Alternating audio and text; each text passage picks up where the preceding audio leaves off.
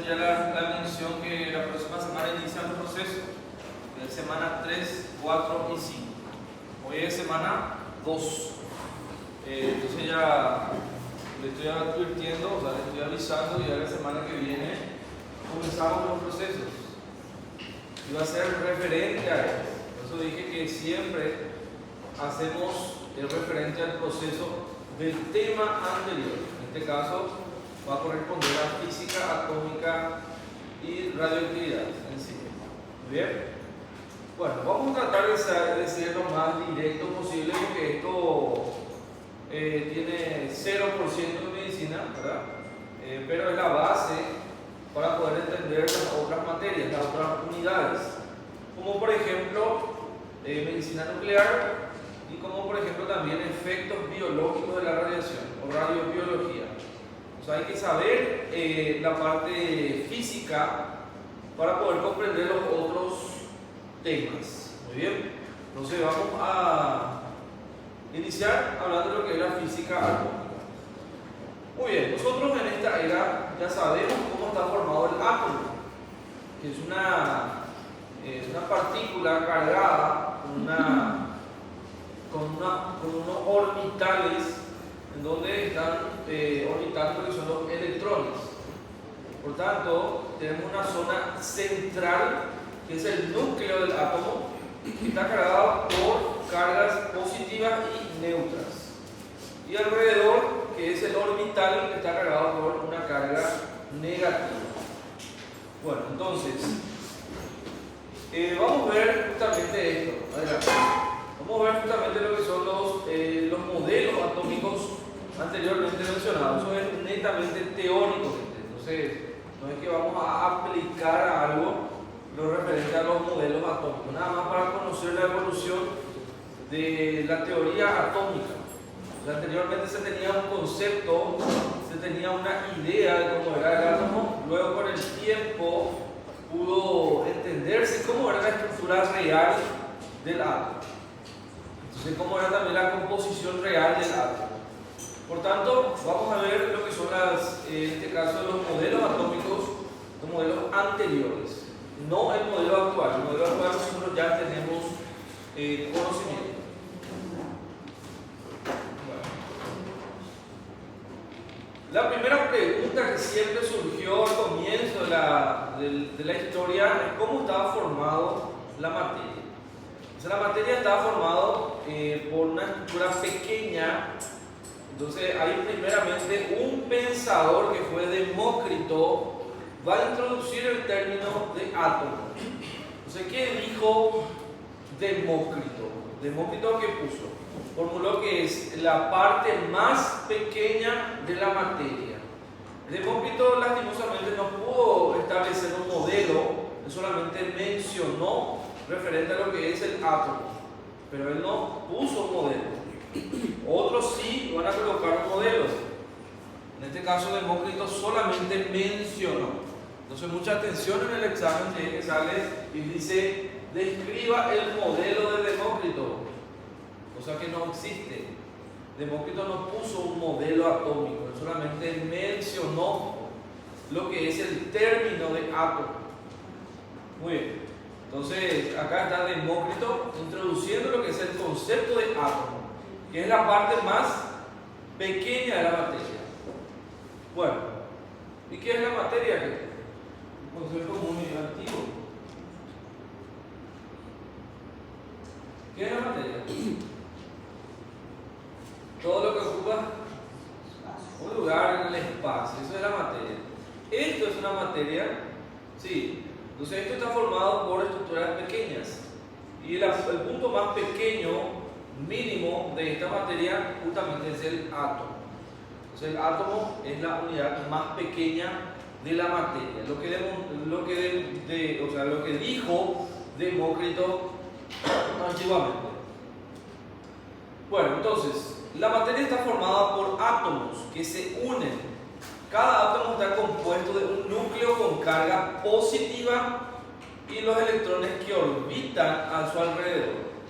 El núcleo a su vez está formado por protones con carga positiva y neutrones neutros. Entonces acá vemos, por ejemplo, el átomo, un conglomerado de átomos, un grupo de átomos, y acá estamos estudiando de forma individual. Por ejemplo, acá vemos la zona del núcleo y alrededor serían los orbitales. Esos orbitales precisamente tienen al electrón de carga. ¿Qué carga tiene el electrón? ¿Positiva o negativa? Electrón negativa. Protón. Muy bien. Neutrón. Neutro. No tiene carga eléctrica. Bueno, entonces estos son, obviamente este es el modelo atómico actual. La dimensión núcleo orbital nada más es diferente porque vemos el núcleo que es mucho más pequeño y ya vamos a poner también a escala de cómo es en sí la diferencia entre el orbital con el núcleo. Y acá vemos el protón, el neutrón y estructuras también mucho más pequeñas, partículas móviles que son los quarks. Son mucho más pequeños que un protón o un neutrón. Bueno, y ahora sí, miren la diferencia. Vemos que primeramente fue Demócrito. Primeramente que mencionó átomo, el concepto de átomo, vamos de mayor a menor, fue Demócrito. Esto no es o no fue modelo, entiendan eso. Porque vamos a estar hablando de los modelos atómicos y la primera cosa que confunde es de que Demócrito puso o no un modelo atómico. No, él solamente mencionó. ¿Cómo sería mostrar un modelo atómico? Un modelo atómico sería en el caso de que alguien crease como una maqueta y explique es de ese jeito o átomo. Así es un modelo. Sin embargo, Demócrito nos propuso un modelo, él solamente pudo dar el concepto o término de átomo, o sea que es diferente de las otras personas. Bueno, la primera teoría que tampoco es modelo, entonces Demócrito y Dalton no propusieron un modelo atómico.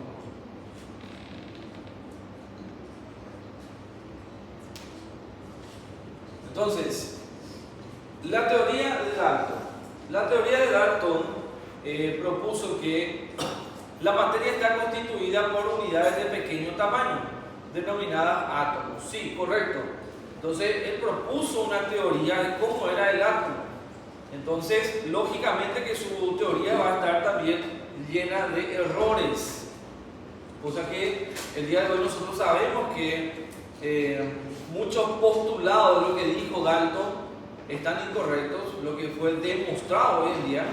Por ejemplo, la indivisibilidad del átomo, que el átomo no puede ser divisible. A eso nosotros llamamos lo que es la fusión o fisión nuclear, la unión y la separación de un átomo. Bueno, entonces esto se utiliza hoy como fuente de energía.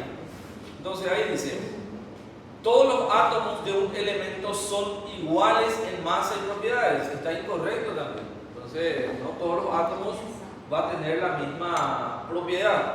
Algunos átomos, por ejemplo, tienen una carga de protones diferente, lo que cambia el elemento en sí. Por ejemplo, hidrógeno, helio, 1, 2 protones. Carbono tiene 16, ¿se entiende? Es diferente la composición del elemento. Bueno, los átomos de diferentes elementos son diferentes en masa y propiedades, cosa que sí puede estar correcto. Por tanto, la teoría de Dalton se entiende que tiene algunas fallas, por eso con el tiempo fue perfeccionándose. Entonces, mediante la teoría de Dalton aparecieron otras personas que trataron de mejorar. Es como si fuera que la doctora Ross cree un fármaco, pero ese fármaco está lleno de efectos adversos. Luego, el doctor Víctor, después de 10 años, perfecciona ese medicamento. Ya tiene menos efectos adversos. Y luego de 20 años, la doctora Hillary perfecciona ese medicamento y es totalmente ausente de efectos adversos. Es como eso. Va evolucionando con el tiempo las teorías mediante una persona que comienza esa investigación. Entonces, ahí está. Dalton entonces propuso una teoría, citó los postulados, estaba lleno de errores, pero por eso con el tiempo fue, obviamente, corrigiendo esos errores otras personas. Bueno,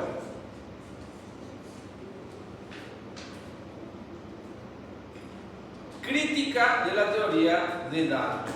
Por eso les dije que estaba lleno de errores y se entiende porque fue una de las primeras personas que pudo dar una teoría del átomo. El átomo es muy reciente, el conocimiento del átomo es muy reciente. Entonces la primera cosa que aparece, átomos indivisibles. ¿Es posible o no la división de un átomo? ¿Se puede o no se puede dividir un átomo?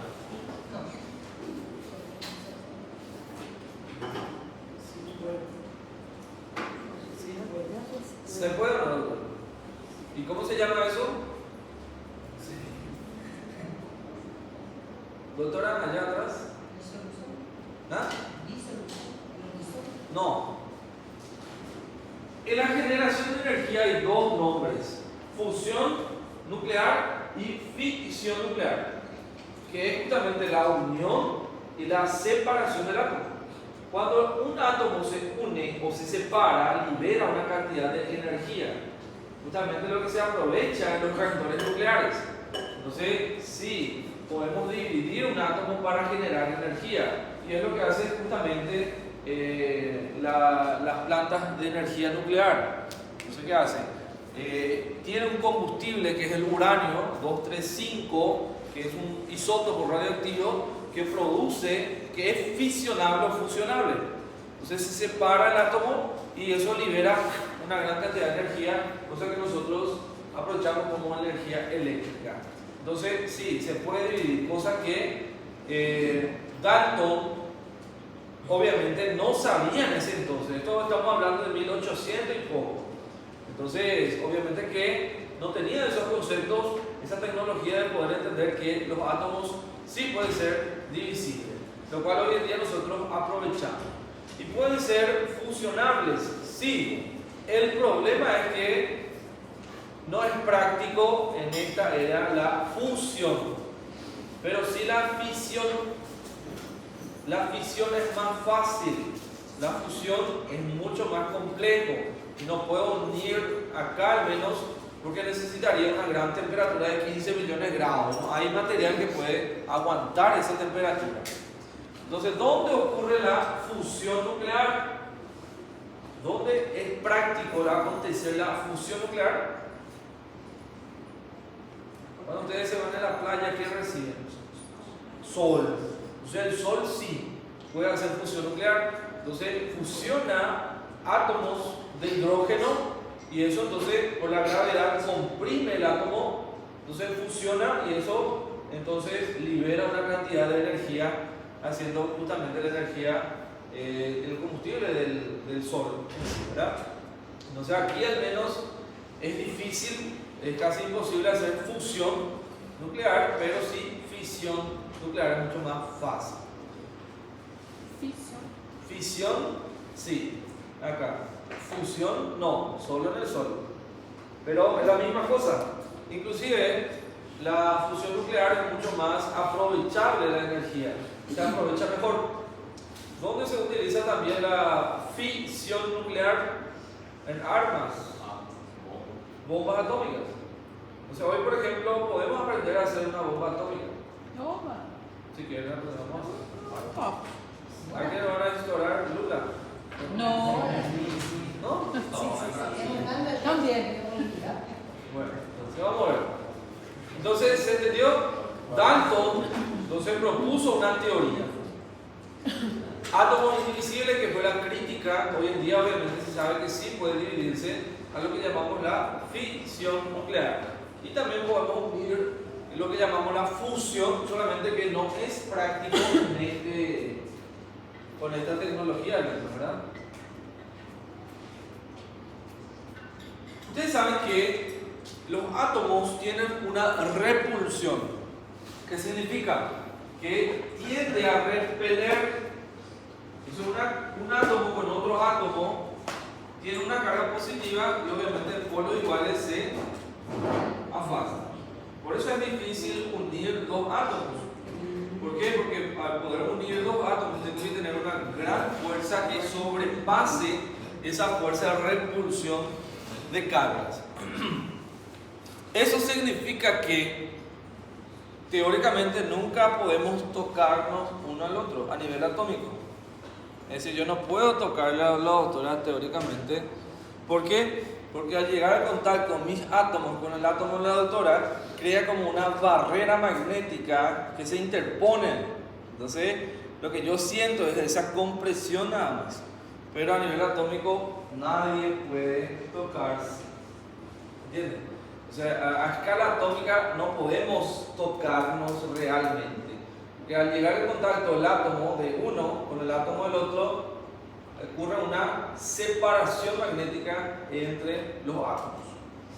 Bueno, entonces pueden decir, nunca toqué nela, nunca bachinela a nivel atómico, ¿verdad? Bueno. Modelo de Thomson. Ahora sí aparece un modelo, y es el modelo de Thomson.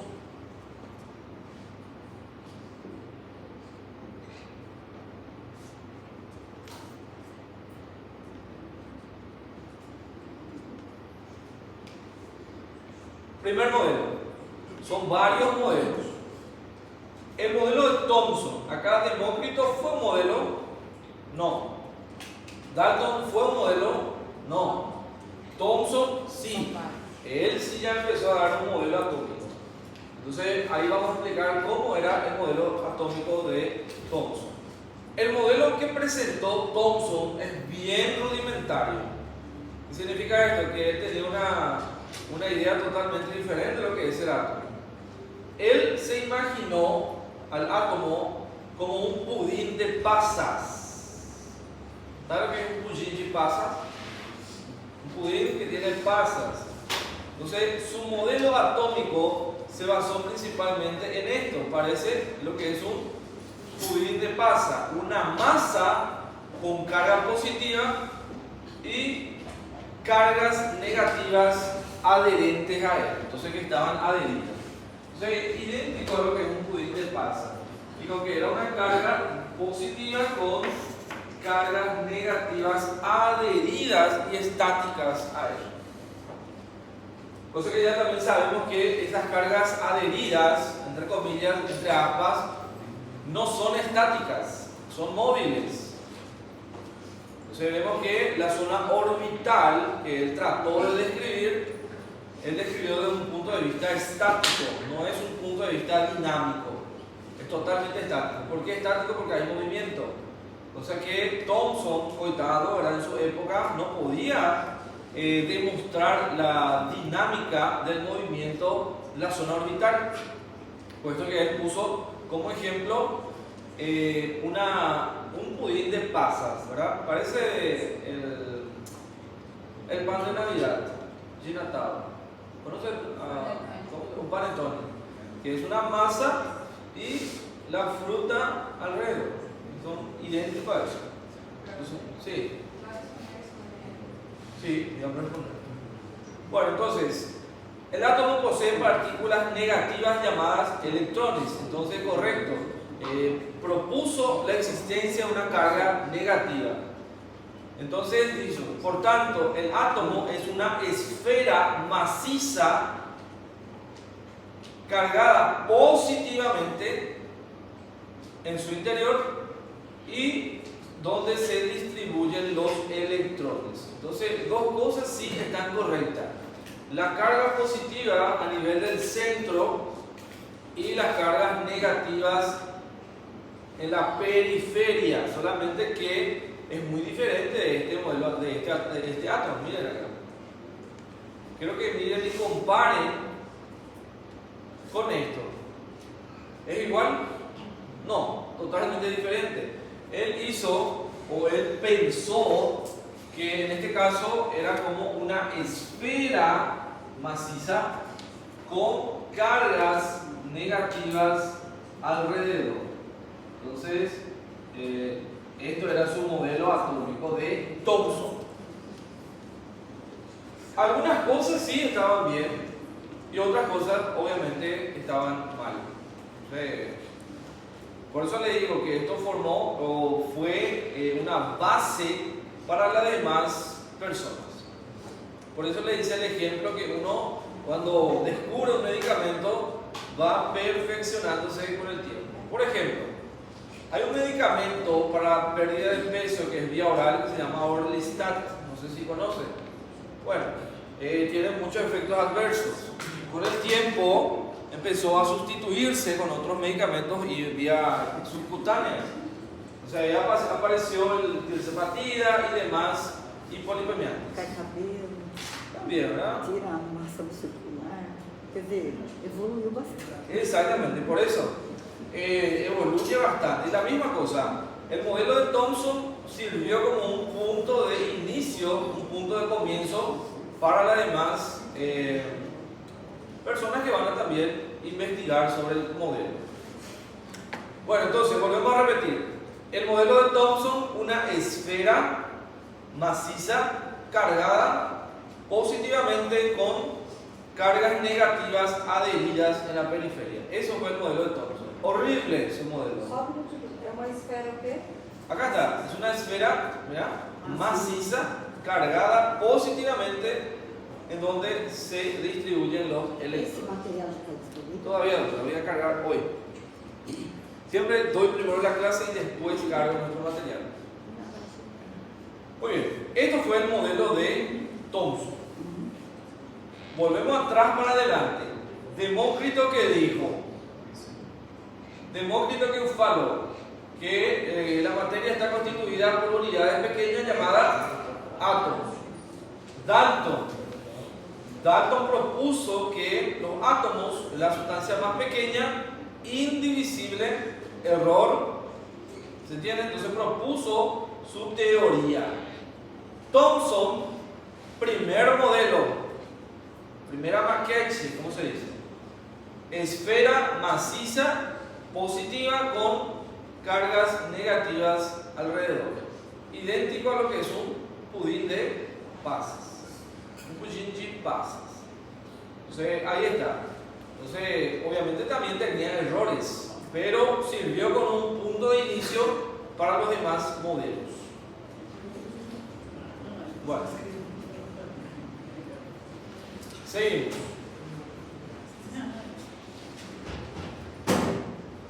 Bueno, no se preocupen que esto yo voy a pasar todo.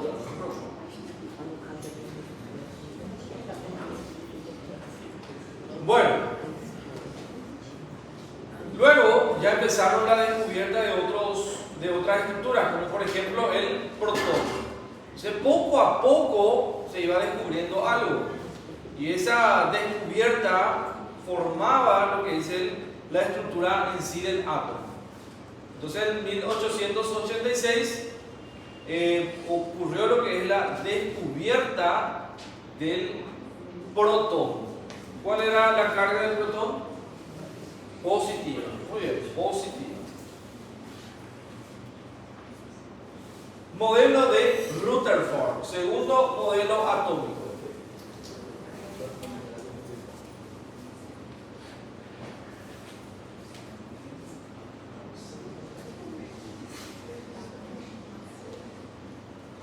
Bueno, acá vamos a ver la diferencia con el modelo de Thomson.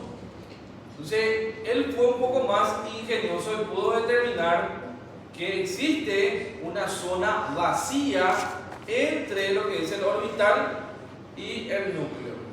O sea, él pudo poner a disposición lo que es la escala del nivel nuclear con lo que es la parte de la zona orbital.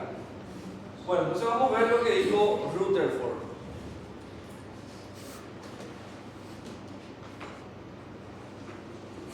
Él pudo irradiar una lámina de oro con partículas alfa. Entonces él pudo lanzar partículas alfa a una lámina de oro. Una lámina es un papel de oro. Entonces él pudo observar que la mayoría de las partículas alfa atravesaban directamente, porque las partículas alfa tienen también un poder de penetración. Entonces atravesaba la gran mayoría. Algunas, muy pocas partículas se desviaban y otras muy pocas aún rebotaban directamente, al igual que esto. Bueno, entonces esto que vemos acá son en sí una lámina de oro a nivel atómico. Entonces estamos acá viendo un pequeño filamento de oro, que sería a nivel atómico. Sería esto, entonces el núcleo del átomo, esto que sería la zona orbital donde están los electrones. Bueno, entonces ¿qué él hizo? Él irradió, jugó una lámina de oro, partículas alfa, radiación, y veía que una gran cantidad atravesaba. Entonces él puso un receptor en la periferia de esa lámina de oro, en donde irradiaba, jugaba radiación, y veía que la gran mayoría atravesaba sin ningún problema. Entonces esto sería la radiación que atravesaba la lámina de oro. Entonces la gran mayoría atravesaba sin ningún tipo de problema. Algunos desviaban, como esta partícula. ¿Por qué desviaban? Eso es lo interesante. Él pudo ver entonces que al momento de chocar radiación en una lámina de oro, una gran cantidad perforaba, atravesaba sin ningún problema. Otros rebotaban. ¿Por qué? Porque coincidía con una carga positiva. Nosotros sabemos que la partícula alfa tiene carga positiva. Entonces ahí vemos una carga positiva. La partícula alfa entonces tiene carga positiva. El átomo en el núcleo tiene también carga positiva. Entonces, una carga positiva con una carga positiva tiende a la repulsión, no se unen. Entonces, cuando esa partícula alfa estaba en contacto con el núcleo o el borde del núcleo, rebotaba. Entonces, rebotaba. Y se dan cuenta que esta carga positiva jugaba en la lámina de oro, y cuando casi coincidía con el centro del átomo, desviaba su trayecto. ¿Entiendes? Cuando no estaba en contacto con el núcleo, ¿qué pasaba? Pasaba directo. ¿Por qué? Porque en ese lugar no hay coincidencia de cargas. Quiere decir que la carga positiva no va a bater en otra carga positiva, por tanto atraviesa directamente. Entonces, cuando sí ya estaba muy perto del núcleo, esa carga, esa diferencia, esa igualdad de carga hacía que desvía el trayecto. Entonces desviaba el trayecto. Y cuando coincidía directamente con el núcleo, rebotaba. ¿Entiendes? Entonces venía la partícula alfa, carga positiva, y coincidentemente batía con el centro del núcleo, ¡puf!, rebotaba. Entonces él pudo entender que existía una zona vacía entre el núcleo y la zona orbital. ¿Y eso qué significa, doctores? Inteligencia, vamos a llamarle inteligencia. ¿Qué significa? Que si yo tengo una zona positiva muy difícil de atinar y una zona muy fácil de coincidencia, ¿qué significa eso? Una de las cargas positivas, ya sé, eso sí. ¿Por qué? Porque la carga positiva, al estar en contacto con la zona central, desviaba. Pero ¿por qué tanto atravesaba? ¿Por qué tanta cantidad? ¿Cómo? Ahí está, por ahí. ¿Eso qué significa? Si algo es muy difícil de disparar, ¿qué significa? Que es pequeño. Ahí está. Eso significa que el átomo en sí, la zona del núcleo es muy pequeña. Entonces, la zona orbital, esto que nosotros podemos, la probabilidad de encontrar una carga negativa es mucho más grande. Y la probabilidad de encontrar una carga positiva es muy difícil. Entonces, eso significa que el tamaño del núcleo en relación a todo el átomo es absurdamente pequeño. Entonces esto descubrió Rutherford, que el núcleo del átomo es 1000 veces más pequeño que lo que es todo el átomo en sí, pero es el lugar donde mayormente se concentra la densidad. Entonces es una zona muy densa pero muy pequeña en relación a lo que es la zona orbital o todo el átomo. Entonces, por eso vemos que muchas partículas atravesaban sin ningún problema. ¿Por qué? Porque no batían un átomo, porque era muy difícil de encontrar justamente el núcleo. O sea, atravesaban una gran mayoría. Algunos desviaban, ¿por qué? Porque tuvieron la suerte de coincidir con la zona del núcleo. Y algunos rebotaban directamente, ¿por qué? Porque coincidían directamente con el núcleo. Por eso rebotaban. Entonces Rutherford pudo dar una idea de qué tan pequeño es el átomo. O sea, y sobre todo el núcleo.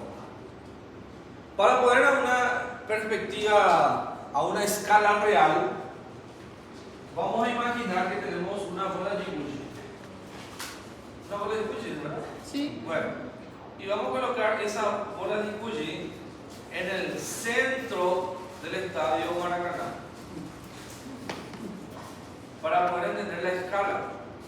Esa bola de Gucci en medio del estadio Maracaná es el núcleo y la arquibancada es donde están los electrones. ¿Entiende la diferencia? Entonces, él pudo entender eso mediante este experimento. Para poder a escala real, eso es la diferencia entre lo que es la zona orbital y lo que es en sí el núcleo átomo. Ustedes saben que la cantidad de átomos en el universo es alrededor de 10 a la 98. Quiere decir que hay un 10 seguido de 98 ceros. Eso es la cantidad aproximada de átomos a nivel del universo. ¿Es mucho o poco? Bueno, un número. Vamos a ver hasta dónde llegan. ¿Qué número es? 1. ¿Qué número es? ¿Qué número es? ¿Qué número es? ¿Ah? Vamos. ¿Qué número es? ¿Qué número es? ¿Qué número es? ¿Qué número es? 100 millones. 1 millón. 10 millones. 100 millones. Bueno, ahí paremos. ¿Cuántos ceros son? 1, 2, 3, 4, 5, 6, 7, 8, 9, 10, 11, 12. Me falta todavía 10 a la 98. Significa que hay un 10 seguido de 98 ceros. Eso es la cantidad aproximada de átomos. Es impensable, como se dice en sí mentalmente. Ahí nosotros en este número ya nos perdimos qué número es. Entonces imagínense, ¿qué número sería un 10 seguido de 98 ceros? ¿Qué número? Si un número seguido de un 0 es 10, un número seguido de 98 ceros, ¿cuánto es? Ojalá que esto tengamos en nuestra cuenta, ¿verdad? De banco. Eso es lo bueno, podría ser. Y algo más interesante, ¿quién juega ajedrez? Xadrez tiene más Jugadas. La posibilidad de jugadas del ajedrez es el 10 a la 110. Significa que hay más formas de hacer más jugadas en un xadrez que más átomos en el universo. Un dato nada más para que tengan entendido. Por eso pregunté quién juega xadrez. Las chances de movimiento que tenemos en el xadrez son 10 a la 110 y la cantidad de átomos del universo es 10 a la 98. Diferente. Bueno.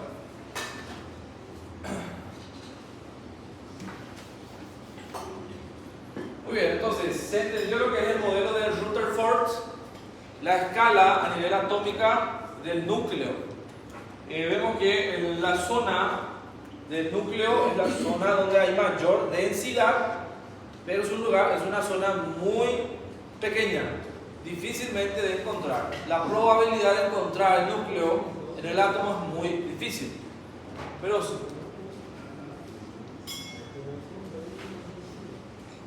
Bueno, ahí está, justamente lo que estuvimos explicando.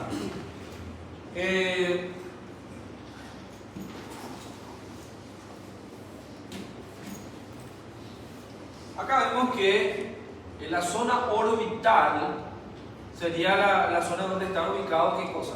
La carga negativa.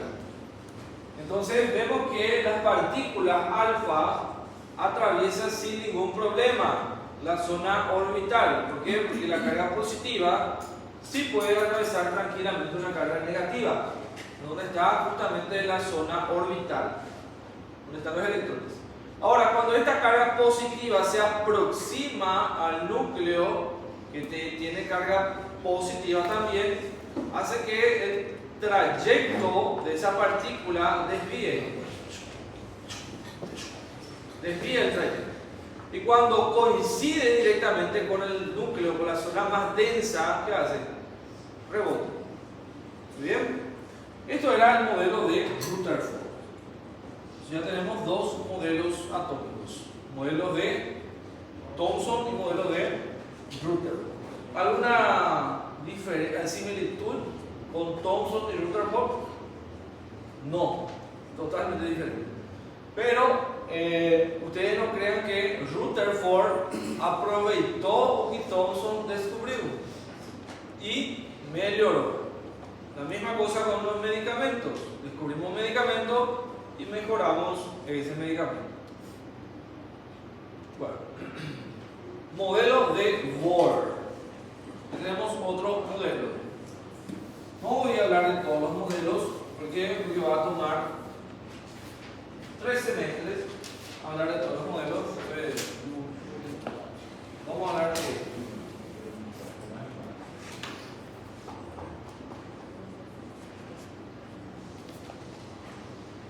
modelo de Bohr.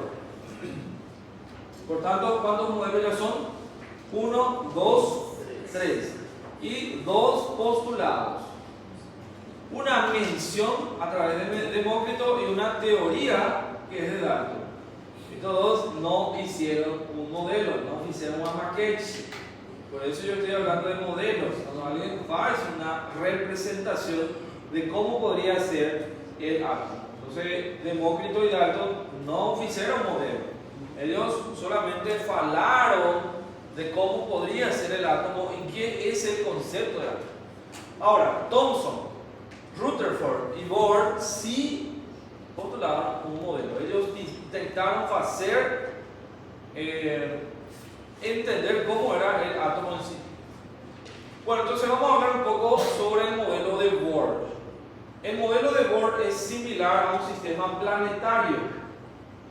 ¿Saben lo que es el sistema planetario? ¿Conocen el sistema planetario? ¿Cuál es el primer planeta del sistema solar? ¿Marte? No. ¿Cuál es el primero? Mercurio. Después Venus. Después Tierra. Después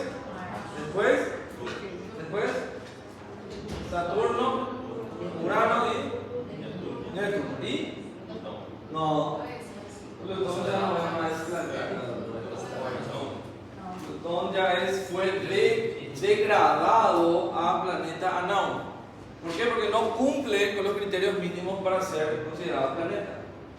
Bueno, primeramente no tiene una luna, es de una cierta cantidad y la superficie es muy pequeña. Entonces, creo que en el 2008 aproximadamente fue descategorizado como planeta. Entonces ya fue degradado, fue baixado de rango, ¿verdad? Pues, entonces no seamos como Plutón, ¿verdad? Que nos bajen de rango. Bueno, ustedes ya son, ya están girando lo que es la denominación de caloros.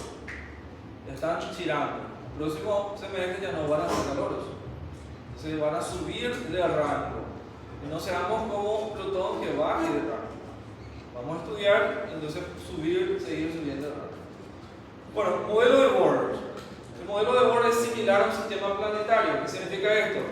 Que hay una zona, obviamente, también central, pero la distribución de los orbitales es idéntica a un sistema planetario.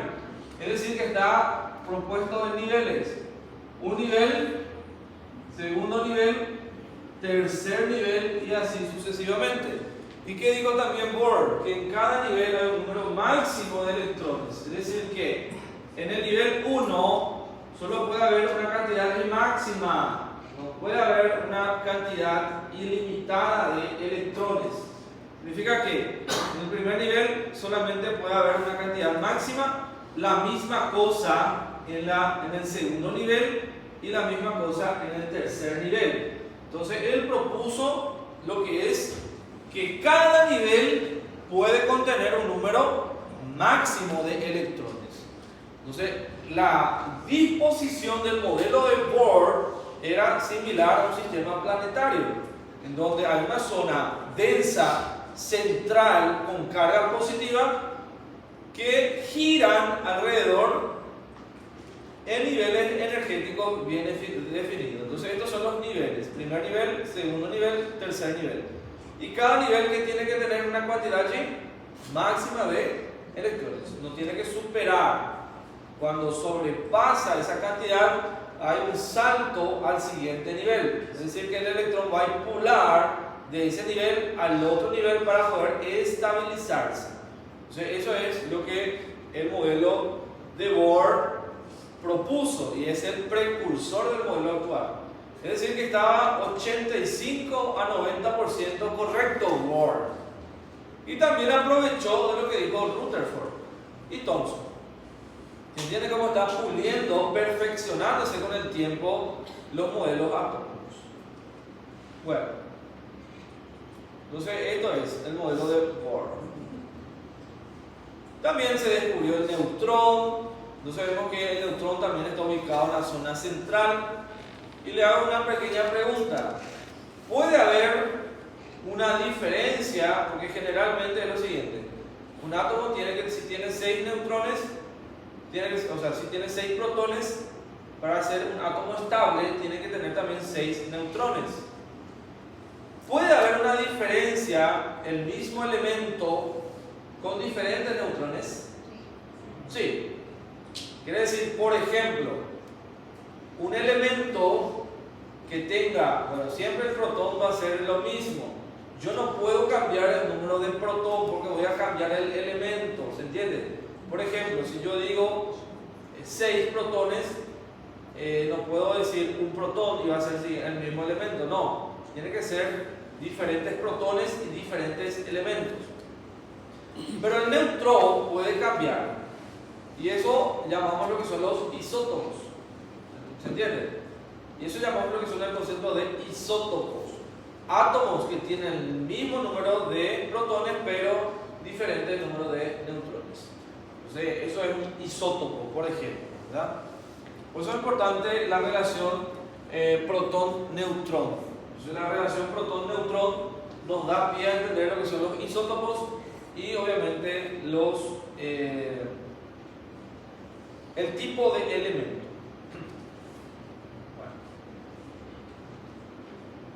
Perfecto.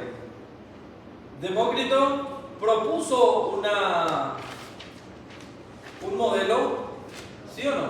No. No. Propuso una teoría, tampoco no. Mencionó nada más, solo mencionó, dijo, no, le vi al doctor Víctor, eso nada más. Eu sei como el doctor Víctor, eso nada más. Por ejemplo, mencionó decir, hablar nada más. Teoría. Teoría es afirmar, decir con certeza una posible existencia. Entonces, una teoría. Pero, al igual que ninguno de los dos dio un modelo, ni Demócrito menos y Dalton tampoco. Sí, Dalton. Después vino el señor Thomson. ¿Cómo era el modelo parecido a qué era el modelo de Thomson? Fujiji pasa. Es una zona, una esfera cargada positivamente con electrones o entre comillas cargas negativas adheridas. Bueno, Rutherford. ¿Qué dijo Rutherford? ¿Qué descubrió Rutherford? La relación núcleo-orbital, la dimensión del núcleo que es mucho más pequeña que la zona orbital. Entonces la probabilidad de encontrar el núcleo es muy difícil y la probabilidad de encontrar una zona cargada negativamente es mayor por la dimensión del núcleo en relación a la zona orbital. Y Bohr, modelo similar al sistema planetario, donde habla que existen niveles y en cada nivel existe una cantidad máxima de electrones. No es que en el nivel 1 va a existir 50 electrones, en el nivel 2 45 y muy diferentes. No. Níveis de energia definidos. ¿Cómo? Níveis de energia definidos. Bien definidos, bien definidos, niveles energéticos bien definidos. Bueno. Y ahí están lo que son los modelos, solamente estos. ¿Existen más? Sí, existen muchos más, pero no entremos en esta profundidad que escapa mucho de lo que es medicina, nada más a nivel histórico para entender lo que es el concepto de átomo. ¿Está bien? Bueno, ahora nosotros encontramos dos tipos de conceptos que vamos a utilizar bastante, que es el número atómico y el número másico. ¿Bien? ¿Le gusta la tabla periódica? No. Bioquímica, terceiro Sí, el tercer periodo de bioquímica. Ahí nosotros utilizamos la tabla periódica. ¿Es chato o no? Mucho. Muy chato. Yo también estoy de acuerdo con ustedes. Esa chatice que estamos de acuerdo. Pero, como se dice, hay que aprender. Lo Es contrario. muy importante. Sí. El número atómico, que a letra Z, nosotros encontramos eso en la tabla periódica en cada elemento. ¿Qué significa? Número de protones que tienen los núcleos de los átomos de un elemento. Eso es el número atómico. No confundan con el número másico. El número másico es la suma de protones y de neutrones. Ahí yo entonces voy a sumar. Si yo tengo 6 protones y 6 neutrones, el total me va a dar 12. Por tanto, eso sería el número másico. Y eso es justamente lo que puede cambiar cuando hablamos de isótopos. Entonces, un isótopo es un elemento de igual número atómico, pero diferente número másico. Bueno. Y acá está el ejemplo. Para que podamos entender, si no, nunca vamos a comprender. Y algunas personas ya están medio con somnolencia, le está ganando la melatonina. Entonces, creo que voy a comprar un café para esa persona. Doctora, ¿está bien? Aceite muy bien aceitado. ¿Van a aceitar? Perfecto.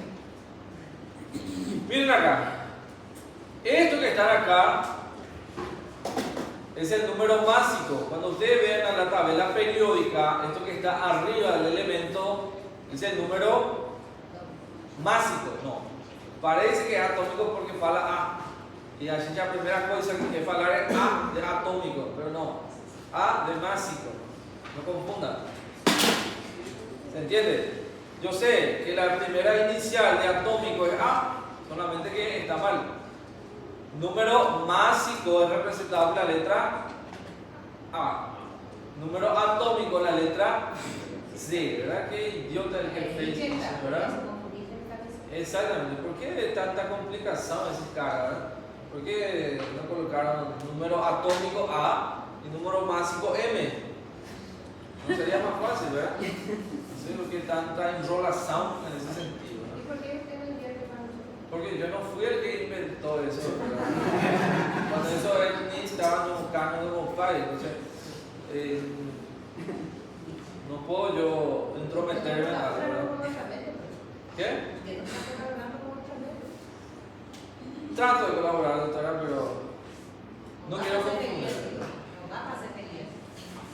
Exactamente. Bueno, el número que van a encontrar, esto sería en la tabla periódica. ¿Qué elemento es? Carbono. Muy bien, un elemento absurdamente común en el universo, ridículamente común. Bueno, este número, miren, después no voy a repetir, es el número másico. También me está confundiendo, ¿no? El número másico. Esto que ven acá es el número atómico. ¿Qué significa? El número atómico yo no puedo modificar. Siempre va a ser el mismo número para cada elemento. Si yo le acrecento un protón más, porque el número atómico, la cantidad de prótons, va a ser otro elemento. ¿Se entiende? Ya va a cambiar, ya no va a ser carbono, va a ser ya otro. Por ejemplo, el oxígeno tiene 8. El helio, no sé si el hidrógeno helio tiene 1. ¿Se entiende? Un protón nada más. ¿Se entiende? Entonces yo no puedo cambiar el número atómico.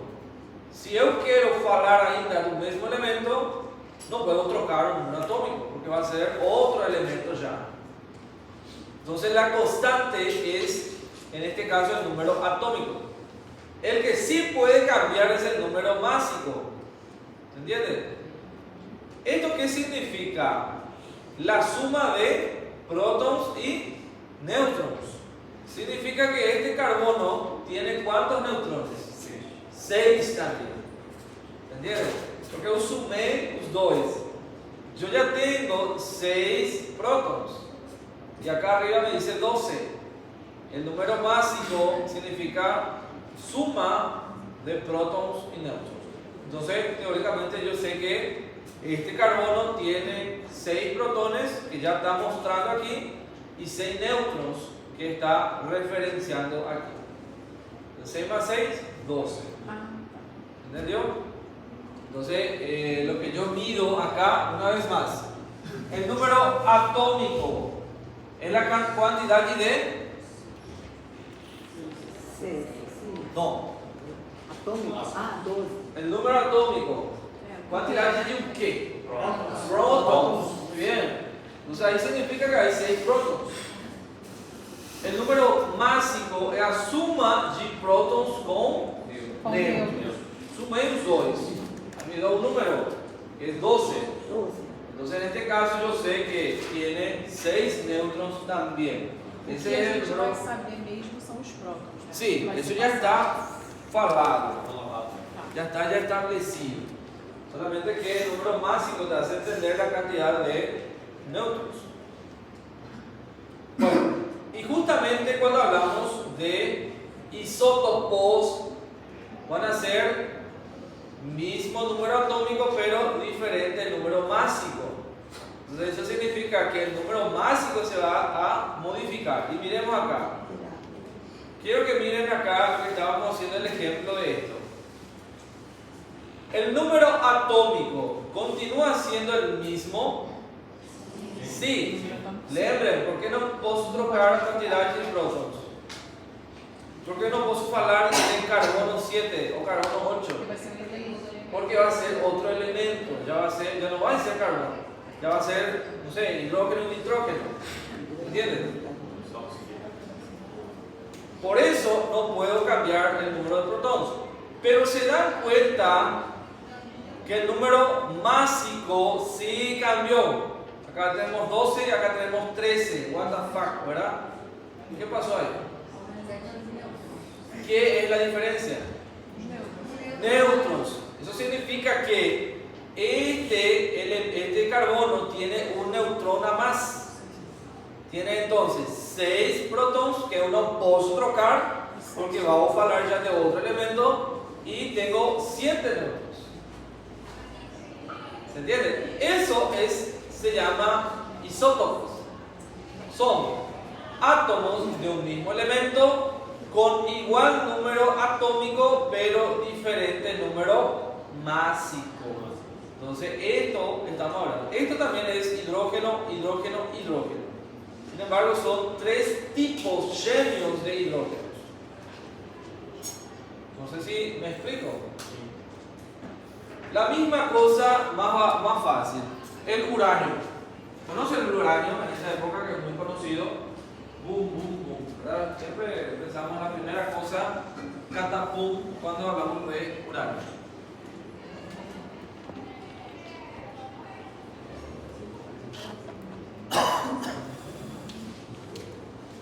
Bueno,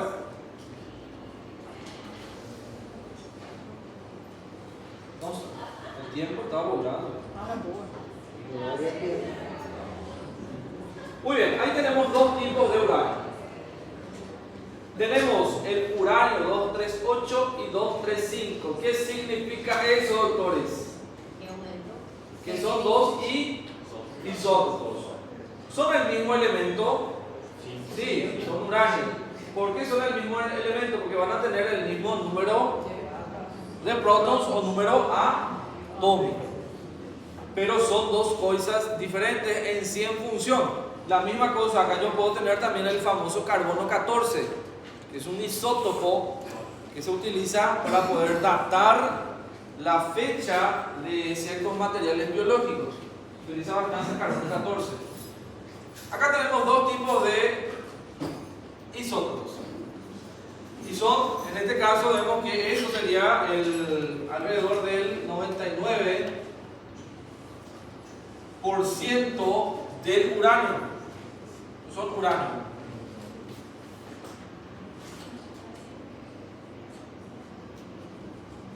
Y esto abarca menos del 1%.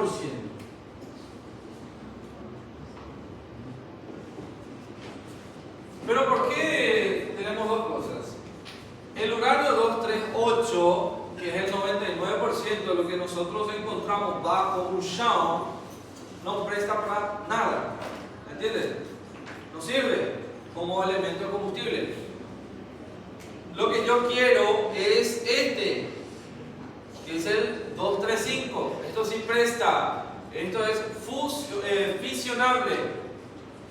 ¿Qué significa? Que este isótopo radioactivo es el que funciona para combustible de un reactor nuclear y una bomba atómica. Este otro no. Pero si está al 99% el valor del primero. La cantidad. Exactamente. Y supuestamente no tiene una significancia alguna.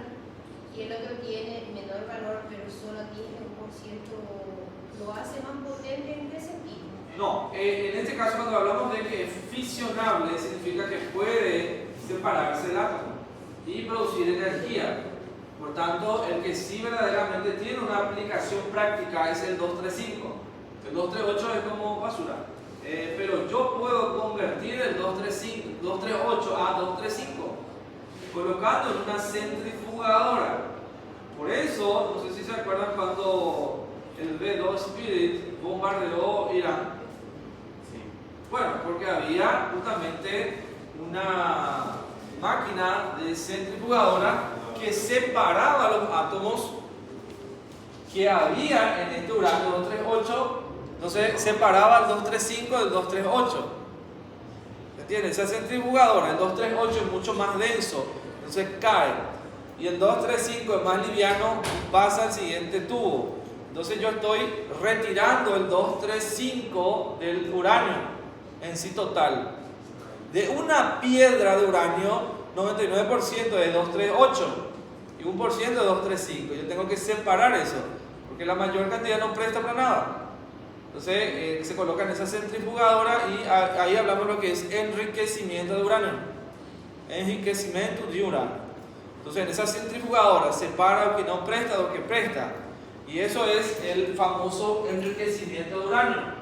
Para que una bomba funcione, yo necesito del 95% de uranio enriquecido. Para que funcione un reactor nuclear, yo necesito nada más 3%. Para que funcione un reactor nuclear y producir energía de esa centrifugadora. En Irán estaban alrededor del 60%. Y en Estados Unidos, obviamente, no costó. Ellos pipa bombía na cabeza deles. ¿Se entiende? ¿Por qué? Porque ellos estaban ya utilizando con fines bélicos. Y sin embargo, ellos dijeron que era nada más para fines civiles, energéticos. Y 60% ya estaban. ¿Y cuánto era el valor para ese negocio? 3, nada más. Estaba mucho más longe de lo que era preciso. Y eso fue, por eso ahora el tema de la guerra de Irán. Pues por eso. Porque ellos tenían laboratorios de centrifugadoras de uranio. Estaban enriqueciendo el uranio a un nivel muy alto para desarrollar armas nucleares. Por eso, ¿verdad? Y todo el problema del estrecho de Hormuz, ¿verdad? Y ahora con el combustível está una merda, ¿verdad? Y todo eso es una consecuencia de la guerra. ¿Saben quién es, verdad? Donald Trump, ¿verdad? Bueno, y eso es la explicación física en sí. Entonces ya sabemos que es un isótopo, átomos de un mismo elemento con igual número atómico y diferente número masas. Bien, capichi. Iones son cargas positivas y negativas. Cuando es una carga negativa se llama anión y positivo cation. Muy bien. Nada más. Por ejemplo, el sodio es un anión o un cation. Sodio.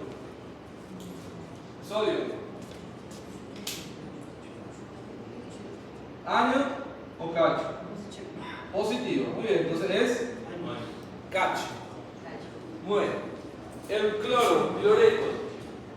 Anión o cation. Cloro. Anión, muy bien. ¿Por qué? Porque tiene carga negativa. Entonces el cloreto es carga negativa. El potasio, positivo, es un cation. Bien. Entonces, cuando hablamos de cargas, hablamos de anión o cation. ¿Ustedes se acuerdan de la clase del semestre pasado que hablamos de membrana, biofísica de la membrana? Pero mis alumnos acá, 1, 2, 3, a ver quién, acá, 4, 5, ¿dónde están mis alumnos? ¿Y qué fue, mano? 5 alumnos. Ahora sí.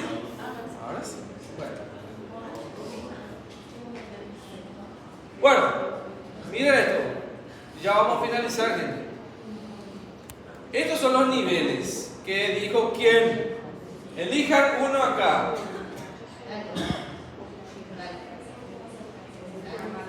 Dato, que habló de nivel energético, bien definido.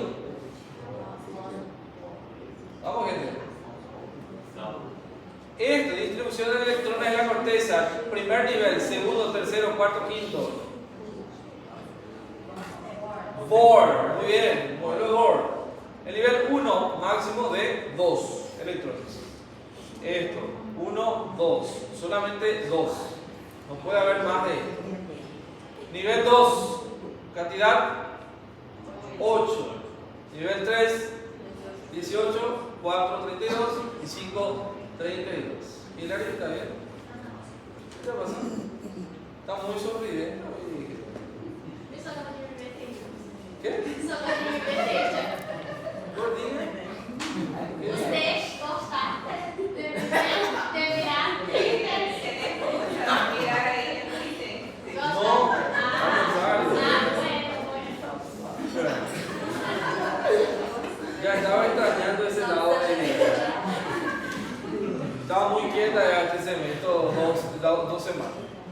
Bueno, seguimos. Das próximas son las mismas. Sí, la cara de Hillary es horrible en la final. Entonces, así significa condor un poco, ¿verdad? Bueno, tabla periódica. Número 1, ¿quién?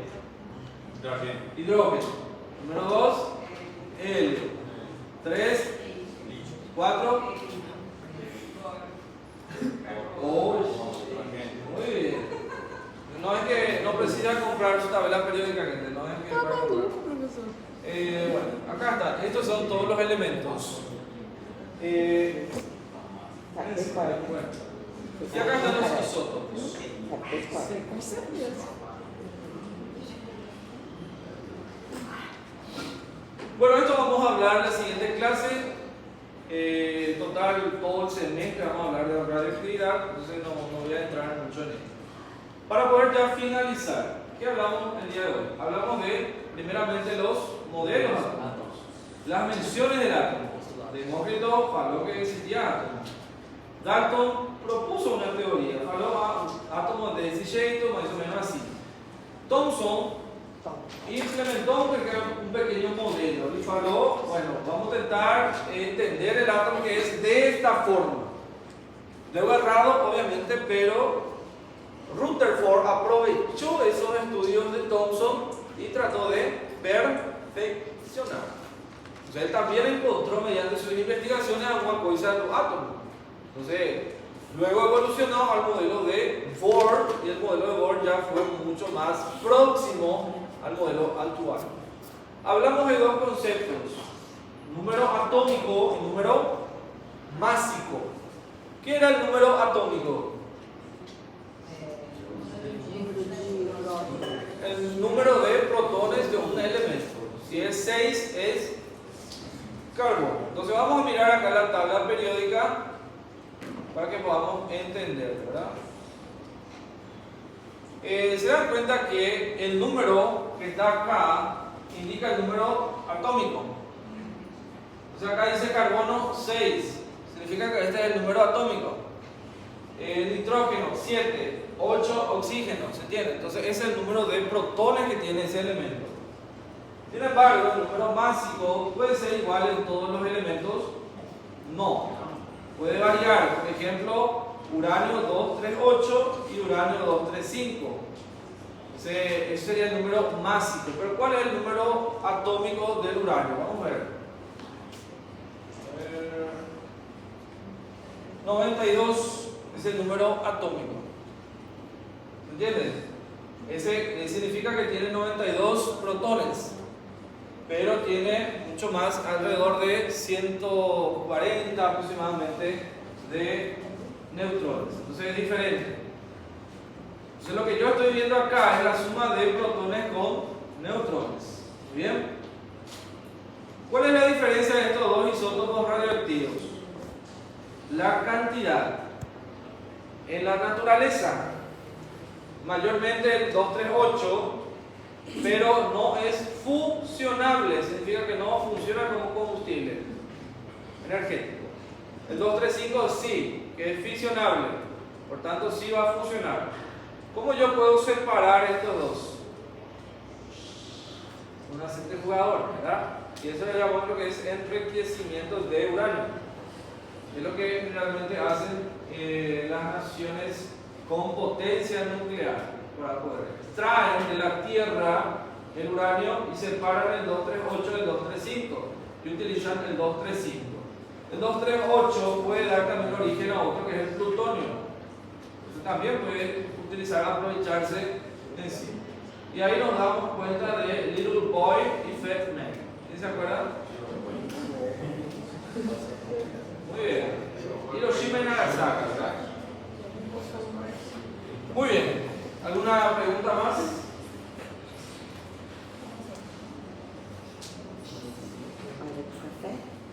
¿Alguna cosa de medicina?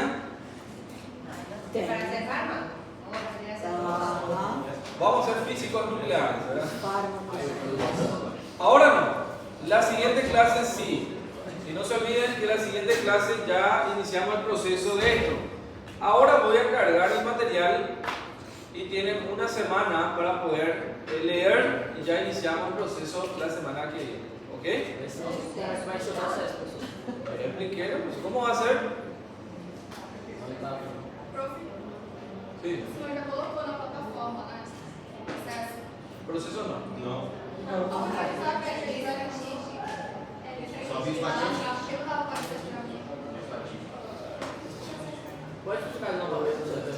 El proceso es por Google Forms.